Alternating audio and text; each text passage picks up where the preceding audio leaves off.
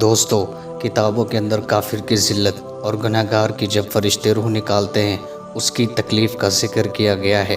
آئیے جانتے ہیں اس ویڈیو میں کہ جب کسی گناہگار بندے کی روح فرشتے نکالتے ہیں تو اسے کتنی زیادہ تکلیف پہنچتی ہے۔ جب کافر بندہ دنیا سے جانے اور آخرت کا رخ کرنے کو ہوتا ہے تو سیاہ چہرے والے فرشتے آسمان سے اس کے پاس آتے ہیں، جن کے ساتھ میں ٹاٹ ہوتا ہے، اور ان کے پاس اتنی دور تک بیٹھ جاتے ہیں جہاں تک اس کی نظر پہنچتی ہے۔ پھر ملک الموت یعنی کہ موت کا فرشتہ آتا ہے، یہاں تک کہ اس کے سر کے پاس بیٹھ جاتا ہے، پھر کہتا ہے کہ اے خبیث، اللہ کی ناراضگی کی طرف چل۔ دوستو، ملک الموت کی آواز سن کر اس کی روح اس کے جسم میں پھڑ پھڑانے لگتی ہے۔ پھر ملک الموت اس کی روح کو اس کے جسم سے اس طرح نکالتے ہیں جیسے کہ بوٹیاں بھننے کی سیخ بھیگے ہوئے اون سے صاف کی جاتی ہے، یعنی کافر کی روح کو جسم سے زبردستی اس طرح نکالتے ہیں جیسے بھیگا ہوا اون کانٹے دار سیخ پر لپٹا ہوا ہو اور اسے زور سے کھینچا جائے۔ پھر اس کی روح کو ملک الموت اپنے ہاتھ میں لے لیتے ہیں، اور ان کے ہاتھ میں لیتے ہی دوسرے فرشتے پلک جھپکنے کے برابر بھی اس کے پاس نہیں چھوڑتے، یہاں تک کہ فوراً اسے لے کر ٹاٹ میں لپیٹ دیتے ہیں جو ان کے پاس ہوتے ہیں، اور اون ٹاٹوں سے بھی بدبو آتی ہے۔ وہ بدبو ایسی ہوتی ہے جیسے کسی سڑی ہوئی لاش میں سے بدبو آتی ہے۔ وہ فرشتے اسے لے کر آسمان کی طرف چڑھتے ہیں، اور فرشتوں کے جس گروہ پر بھی پہنچتے ہیں وہ کہتے ہیں کہ یہ کون خبیث روح ہے۔ وہ اس کا برے سے برا نام لے کر کہتے ہیں جس سے وہ دنیا میں بلایا جاتا تھا کہ فلاں کا بیٹا ہے، فلاں کا بھائی ہے، یہاں تک کہ وہ اسے لے کر آسمان تک پہنچ جاتے ہیں اور دروازہ کھلوانا چاہتے ہیں، مگر اس کے لیے دروازہ نہیں کھولا جاتا، جیسا کہ اللہ جل شانہ نے ارشاد فرمایا ہے۔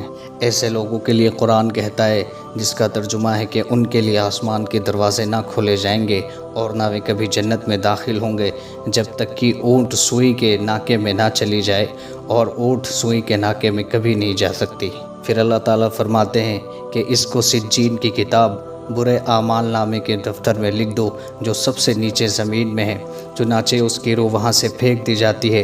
پھر حضور صلی اللہ علیہ وسلم نے قرآن پاک کی آیت پڑھی جس کا ترجمہ ہے، اور جو آدمی اللہ کے ساتھ شرک کرتا ہے گویا وہ آسمان سے گر پڑا، پھر چڑیوں نے اس کی بوٹیاں نوچ لی یا ہواؤں نے اس کو بہت دور جگہ لے جا کر پھینک دیا۔ پھر اس کی روح کے جسم میں لوٹا دی جاتی ہے، اور اس کے پاس دو فرشتے منکر اور نکیر آتے ہیں اور بٹھا کر پوچھتے ہیں تیرا رب کون ہے؟ وہ کہتا ہے کہ ہائے افسوس، مجھے نہیں پتہ۔ پھر اس سے پوچھتے ہیں کہ تیرا دین کیا ہے؟ وہ کہتا ہے کہ ہائے افسوس، مجھے نہیں پتہ۔ پھر اس سے پوچھتے ہیں کہ یہ آدمی کون ہے جو تمہاری طرف نبی بنا کر بھیجے گئے؟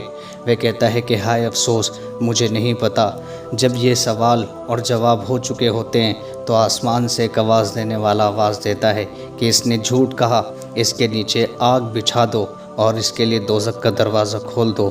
چنانچہ دوزخ کا دروازہ کھول دیا جاتا ہے، اور دوزخ کی گرمی اور گرم لو اس کی قبر میں آتی رہتی ہے، اور اس کی قبر اس پر اتنی تنگ ہو جاتی ہے کہ اس کی پسلیاں ایک دوسرے میں آپس میں گھس جاتی ہیں۔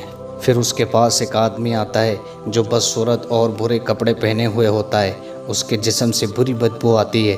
وہ آدمی اس سے کہتا ہے کہ مصیبت کی خبر سن لو، وہ دن ہے جس کا تم سے وعدہ کیا جاتا تھا۔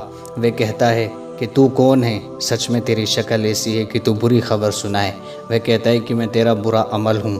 یہ سن کر اس ڈر سے کہ میں قیامت کے یہاں سے زیادہ عذاب میں گرفتار ہوں گا، یہ کہتا ہے کہ اے رب، قیامت قائم کر دے۔